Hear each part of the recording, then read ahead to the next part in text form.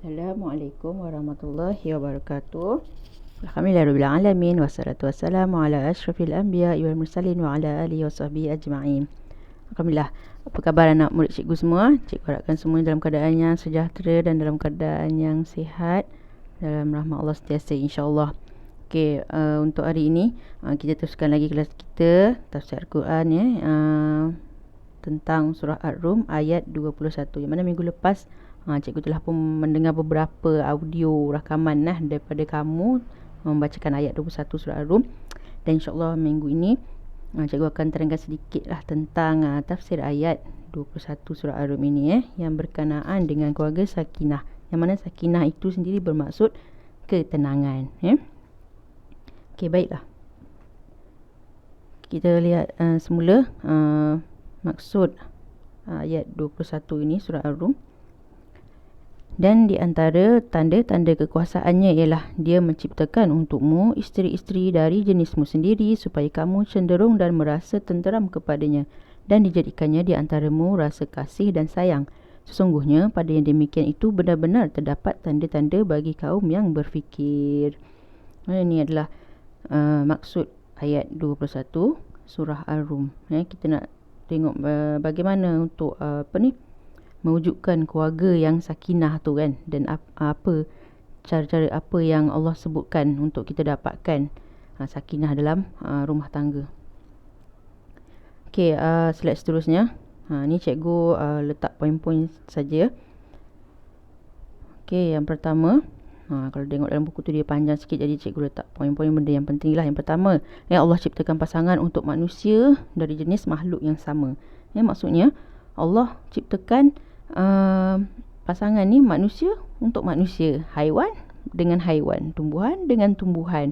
Maknanya Allah tak cipta manusia lelaki, manusia dengan haiwan betina. Tidak. Itu menunjukkan kekuasaan Allah Ta'ala, kebesaran Allah Ta'ala. Diciptakan semua ni pasangan dari jenis yang sama kan. Mereka ada banyak persamaan, maknanya lelaki dan perempuan ni banyak persamaan, dan juga ada perbezaan dalam masa yang sama kan. Tapi Allah nak kita fikir supaya kalau nak cipta pasangan ni kita cari dari jenis yang sama. Bukan kata manusia dengan jin. Tak. Semuanya dari jenis yang sama. Itu yang pertama sekali yang Allah sebutkan dalam tafsir ayat ni. Okey, kemudian yang seterusnya, Allah ciptakan semuanya berpasangan seperti siang dan malam, lelaki dan wanita. Semuanya Allah cipta benda dekat dunia semuanya berpasang-pasangan. Contohnya seperti siang dengan malam, lelaki dan wanita. Lelaki mesti dengan perempuan, perempuan mesti dengan lelaki. Dia tak ada lelaki dengan lelaki, wanita dengan wanita, tak ada. Itu sudah melanggar fitrah yang Allah tetapkan untuk makhluknya. Kalau kita yang beriman ni, kita mengikut fitrah yang Allah dah tetapkan, lelaki dan wanita. Sebab Allah itu maha mencipta, Allah itu maha mengetahui, Allah itu maha bijaksana. Dia dah ciptakan sebaik-baik penciptaan dah. So sebagai makhluk, sebagai orang yang beriman, jangan kita melawan fitrah yang telah Allah tetapkan untuk kita. Okey, macam haiwan lah. Kalau ayam, fitrahnya apa? Berkokok kan. Tak ada tiba-tiba menyalak macam anjing pula kan. Tu maksudnya dia mengikut fitrah kan. Fitrah dia berkokok. Ular jalan menyusu, dia tak ada tiba-tiba dia nak berjalan macam manusia pula kan. Itu maksud dia mengikut fitrah. Okey, yang ketiga, tafsir ayat ini mengaitkan dengan penciptaan Adam dan Hawa. Kalau kita baca sedikit dekat buku teks tu, dia ada tulis tentang penciptaan Adam. Yang mana Allah ciptakan Adam dulu, satu-satunya manusia yang pertama. Dan dia merasa sunyi, ialah tak ada pasangan kan. Itulah manusia kan, fitrahnya dia kena berpasangan, dia tak boleh sorang-sorang. Kemudian dengan kesunyian itu Allah datangkan pula Hawa kan. Selepas Allah ciptakan Adam, Allah datangkan Hawa untuk Nabi Adam kan, supaya mereka dapat berkasih sayang sesama mereka kan. Itu kata fitrahnya, fitrah yang Allah dah beri pada manusia. Dia mesti berpasang-pasangan. Okey, dia tak boleh sorang-sorang. Okey, baiklah. Yang seterusnya, tafsir ayat yang seterusnya. Okey. Okey, perbezaan antara lelaki dan wanita itu adalah untuk saling melengkapi antara satu sama lain. Yalah, Allah jadikan lelaki dia dengan kekuatan dia, dengan ketegasan dia. Perempuan pula Allah ciptakan dia penuh dengan kelembutan, dengan kesopanan. Jadi yang kurang, lelaki pun ada kurang, perempuan pun ada kekurangan. Jadi Allah top upkan balik dua-dua ni, disatukan dan dia saling melengkapi antara satu sama lain, ya.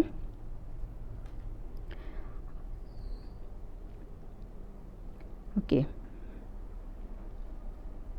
Jika ada apa-apa nak tanya nanti lepas saya habis ni, kamu bolehlah WhatsApp ke apa ke, untuk apa yang kurang faham, kurang jelas ke, ya. Okey, itu tadi perbezaan antara lelaki dan wanita. Okey, seterusnya dia ada 6 poin saja tentang tafsir ayat ini. Kemudian yang kelima, fitrah manusia ingin berpasangan dan berkasih sayang. Inilah fitrah yang cikgu sebutkan tadi. Semuanya nak berpasangan, dia tak ada yang nak sorang-sorang. Kemudian Allah campakkan rasa kasih dan sayang itu dalam diri manusia itu sendiri. Sebab itu adalah fitrah, kan. Kalau kamu tengok macam mak kamu, rasa sayang dengan anak dia, kan. Sebab itu fitrah yang Allah dah beri.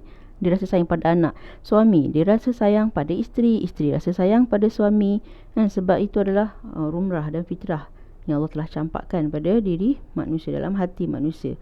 Allah yang bagikan rasa mawaddah tu, rasa kasih sayang, mawaddah wa rahmah.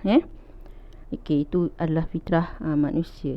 Jadi bagaimana nak berpasangan ni, nanti poin seterusnya dia akan sebutkan yang mana Islam ini mensyariatkan pernikahan, untuk meraih, Islam mensyariatkan pernikahan untuk meraih fitrah kasih sayang berlandaskan hukum syarak. Okey, bila mana dia dah ada rasa kasih, dah ada rasa sayang, kan. Contoh dalam rumah tangga, suami sayang pada isteri, isteri sayang pada suami, mereka sayang pada anak-anak, kan. Jadi untuk raih fitrah rasa sayang tu, Allah syariatkan suruh bernikah, antara lelaki dan perempuan untuk menghalalkan rasa fitrah tersebut, berlandaskan hukum syarak. Ni yang jadi kalau tak ikut syarak, okey, jadi maka jadilah penzinaan berleluasa sebab dia tak ikut syarak. Okey, itu yang maksud dia meraih fitrah mengikut hukum syarak. Okey. Okey, insya-Allah dengan sedikit penerangan tadi, bagaimana kita nak mewujudkan keluarga yang sakinah tu, sebab semuanya nak bahagia tu semua datang daripada rumah. Bila mana suami isteri itu berasa berkasih sayang antara satu sama lain dan mengikut perintah Allah Ta'ala, Allah akan turunkan rahmat dalam rumah tersebut, kan. Allah akan limpahkan rahmat dalam rumah tersebut. Jadi semua rasa tenang, kan. Bila mana dalam rumah sendiri tak tenang, asyik bercakap je macam kucing dengan anjing, kan. Tiap masa tak boleh nak tengok muka, rasa menyampah dan sebagainya. Lepas tu sebab itulah jadi keruntuhan rumah tangga, jadi gejala sosial yang banyak sebab kesan tadi tu, kesan tak bahagia dalam rumah dibawa ke luar rumah. Okey, macam inilah senang cerita. Kalau dah dalam rumah tu bahagia, emosi stabil, rasa tenang, kan. Jadi insya-Allah hubungan orang dalam rumah tersebut tadi insya-Allah akan baik juga bila dia keluar dari rumah. Hubungan dengan jiran dia baik, hubungan dengan sama rakan dia baik, tak ada masalah. Tapi kalau dalam rumah sendiri dah tak ada ketenangan, kan, kacau bilau, itu yang akan menimbulkan banyak masalah ke tempat kerja sebab stres dari rumah bawa pergi tempat kerja, serabut balik rumah tengok bini tengok laki, serabut macam tu contoh, kan. Jadi bila itu yang Allah sebut dalam tafsir ayat ni, supaya kita fahami fitrah tu, kita salurkan kepada yang betul, dan barulah akan datang rahmat dan kasih sayang Allah tu, barulah kita dapat beroleh mawaddah dan rahmah, barulah dapat melahirkan keluarga yang sakinah, mengikut acuan Islam yang sebenar, insya-Allah. Ni bukan nak cerita pasal apa cikgu ni rumah tangga aku belum kahwin lagi. Relax bukan. Sebab tajuk pertama ni memang dia tekankan tentang keluarga sakinah, insya-Allah. Okey. Jadi setakat ni saja dulu kelas kita pada hari ini. Lepas ni apa-apa boleh WhatsApp lah kalau ada yang kurang jelas dan sebagainya. Okey, cikgu mohon ampun dan maaf. Yang baik itu daripada Allah Ta'ala, yang kurang itu daripada diri cikgu sendiri. Kita akhiri dengan wabillahi taufiq wal hidayah. Wassalamualaikum warahmatullahi wabarakatuh.